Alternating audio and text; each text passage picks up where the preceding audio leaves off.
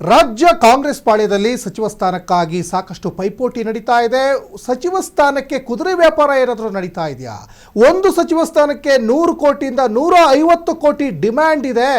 ಇದು ಬಿಜೆಪಿ ವಿಪಕ್ಷ ನಾಯಕ ಆರ್ ಅಶೋಕ್ ಅವರ ಗಂಭೀರವಾದಂತಹ ಆರೋಪ.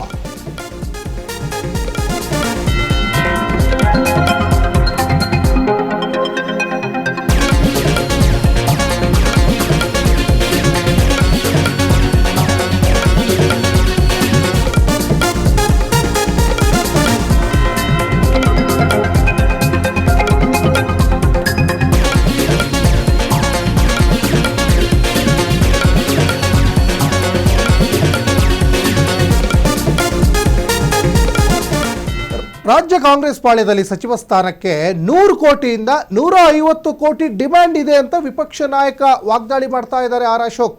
ಇದು ಪೇಮೆಂಟ್ ಸಚಿವ ಸ್ಥಾನದ ಸರ್ಕಾರ ಅಂತ ವಾಗ್ದಾಳಿ. ವಿಧಾನಸೌಧದಲ್ಲಿ ವಿಪಕ್ಷ ನಾಯಕ ಆರ್ ಅಶೋಕ್ ಗಂಭೀರವಾದಂತಹ ಆರೋಪವನ್ನು ಮಾಡಿದ್ದಾರೆ. ರಾಜ್ಯದಲ್ಲಿ 3ನೇ ಮುಖ್ಯಮಂತ್ರಿ ಬರುವ ಸಾಧ್ಯತೆ ಇದೆ. ಆಲ್ರೆಡಿ ಸಿದ್ದರಾಮಯ್ಯನವರಾಯಿತು, ಈಗ ಡಿ ಕೆ ಶಿವಕುಮಾರ್ ಇದ್ದಾರೆ, 3ನೇವ್ರು ಬರ್ತಾರೆ ಅಂತ ಹೇಳ್ತಾ ಇದ್ದಾರೆ. ನಾನೇ 5 ವರ್ಷ CM ಅಂತಿದ್ದ ಸಿದ್ದರಾಮಯ್ಯ ಎಲ್ಲಿ ಹೋದ್ರು?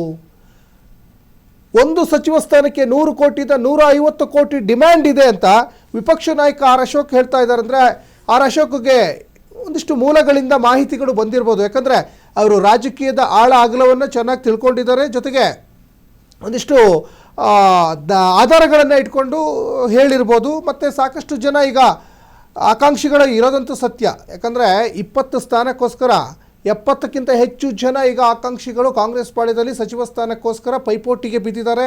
ಹೈಕಮಾಂಡ್ಗೂ ಕೂಡ ಮನವಿಯನ್ನು ಮಾಡಿಕೊಂಡಿದ್ದಾರೆ.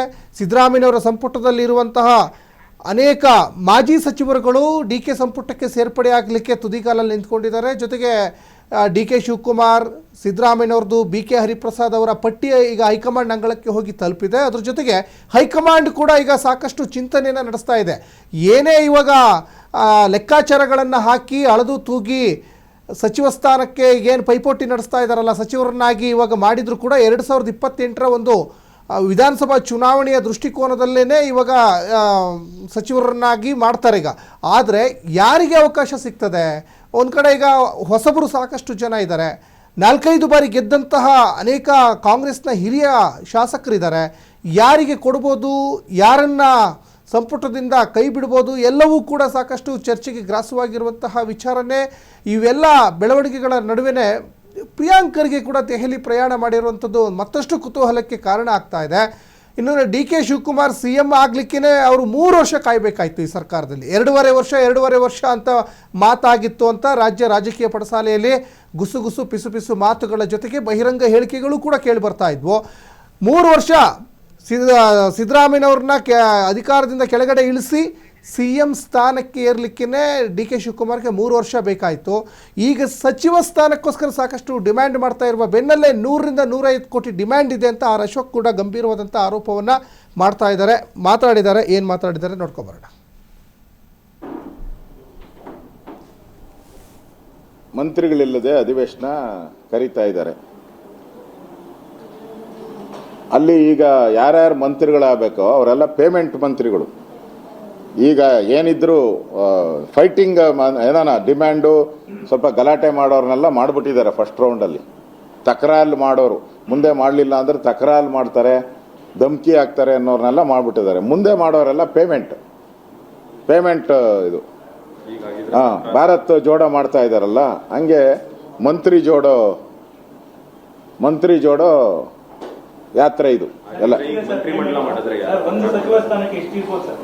100ರಿಂದ 150 ಕೋಟಿ ಆರಾಮ್ಸೆ. ಯಾಕಂದ್ರೆ ಇನ್ನೂ 1.5 ವರ್ಷ ಆಯ್ತಲ್ಲ. 1.5 ವರ್ಷಕ್ಕೆ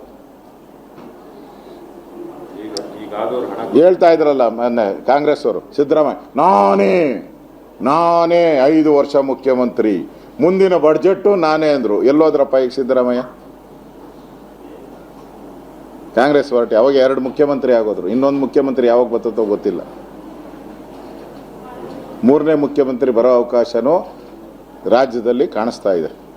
ಇದೇ ಥರ ಬಿಡದಿದು, ಇದೇ ಥರ ಆನೆಕಲ್ಲು ಎಲ್ಲ ರೈತರು ಹೋರಾಟದಲ್ಲಿ ಸಿಕ್ಕಾಕೊಂಡ್ರೆ 3ನೇ ಮುಖ್ಯಮಂತ್ರಿ ಬರೋದು ಗ್ಯಾರಂಟಿ. ಸರ್ಕಾರ